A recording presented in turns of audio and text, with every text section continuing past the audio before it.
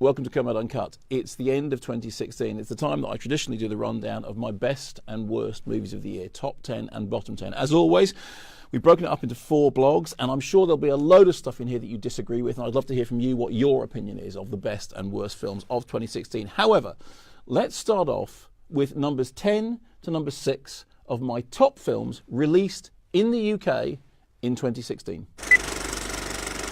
Now, as far as I'm concerned, 2016 was a really terrific year. I mean, wonderful films released in the UK in 2016. And in fact, I've cheated. So I've given myself, at number 10, a joint 10th place in my top 10 list, which means it is, in fact, a list which goes up to 11. But, you know, Spinal Tap, that's perfectly okay. So, at number 10, my joint 10th place for best film released in the UK in 2016. Firstly, Amorosanti's United Kingdom. Huge fan of Amorosanti. This is an important story and really elegantly told with a performance by David Oyelowo, which I think is worthy of awards, not just nominations, but awards wins. Not sure whether that'll happen, but I really, really want it to be recognised. I am ready to serve you because I love my people. I love this land. But I love my wife. However, tied in 10th place, Mia Hansen-Love's Things to Come, with a standout performance by Isabelle Huppert. As far as I'm concerned, Isabelle Huppert is pretty much the best actor working in cinema at the moment. The great thing about Things to Come is that it's an understated performance. I mean, yes, she can do extremities. Yes, she can take us places that we've never been before. But in Things to Come, it's a very, very low-key performance, a very personal film for Mia Hansen-Love, and something that is really worth checking out. Quand j'y pense, j'ai retrouvé ma liberté.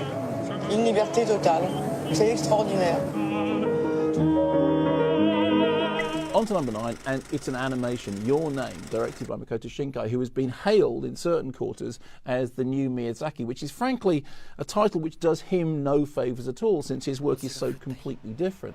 それはまるで夢の景色のように美しい眺めだった。 Your Name was a runaway success in Japan. I think it topped the box office for something like 3 months, you know, just stayed at the very, very top of the box office. Over here, it had a peculiar release. It was kind of a small release, then a big single-day release in which it broke some box office records.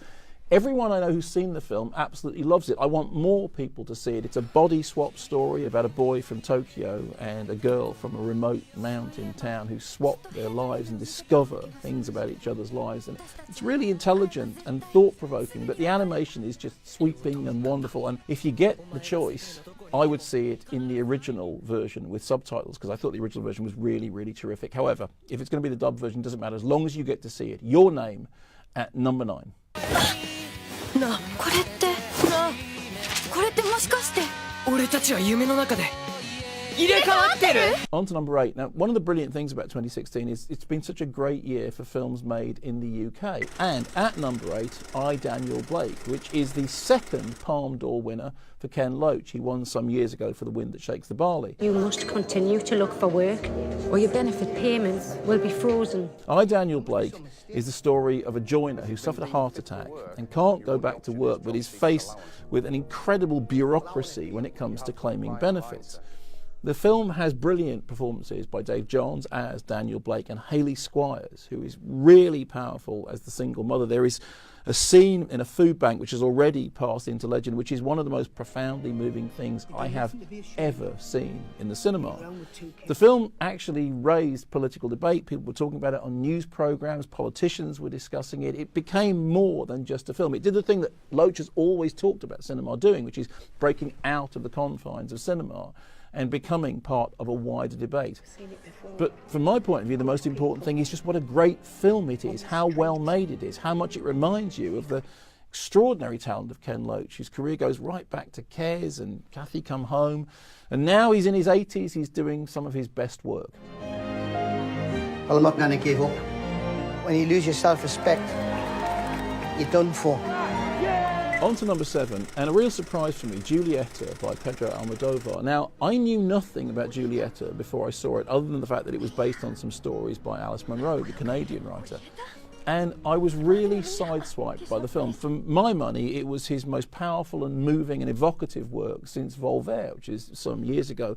It's a story told in flashback, and it confronts grief and guilt, but what's important about it is how vibrant it is, how much it's a film which absolutely it oozes energy. I mean, it has such humanity. It's interesting in this list being sat next to Ken Loach, somebody who's always thought of as a great humanist director, somebody who understands his characters. Well, for me, Giulietta does exactly that. Stylish, visually wonderful to look at, terrific central performances, and an absolutely heartbreaking story, but told with real passion and real sensitivity. Querida Antía, voy a contarte todo lo que no tuve ocasión de contarte, porque eras una niña, porque me resultaba demasiado doloroso, o por simple pudor. All of which brings us to number 6. And I've been very strict this year that I'm just looking at films which were released in the UK in 2016. And at number 6 is Room, which some people may think was a film of last year, because obviously this year it won an Oscar for Brie Larson because it was released in America in 2015. It opened here early in the year.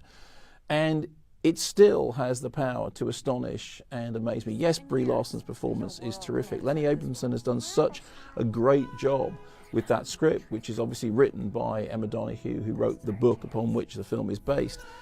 The most remarkable thing about Room, however, is, I know we've said this before, it's just not the film you think it's going to be. It looks like a film about a woman and a child held captive in a tiny room by a hideous monster. And yet, it's so much more than that. Not just in terms of the narrative, but it's so much more than that in terms of the sensitivity with which it deals with that story. It is about an entire world existing in an enclosed space. Brilliant use of music, wonderfully directed with real sensitivity, and Brie Larson winning for Best Actress, completely the right choice. Old Nick. We call him Old Nick. I don't know what his real name is. But he pretended his dog was sick. What's the dog's name? Jack, there wasn't a dog. He was trying to trick me. So that's it, numbers 10 to number 6, joint 10th place, United Kingdom and Things to Come. At number 9, the Japanese animation Your Name. At number 8, Ken Loach's I, Daniel Blake. At number 7, Almodovar's Giulietta. And at number 6, Room. I'll do number 5 to number 1 next week. Coming up next on Kermode Uncut, number 10 to number 6 in my worst films of 2016.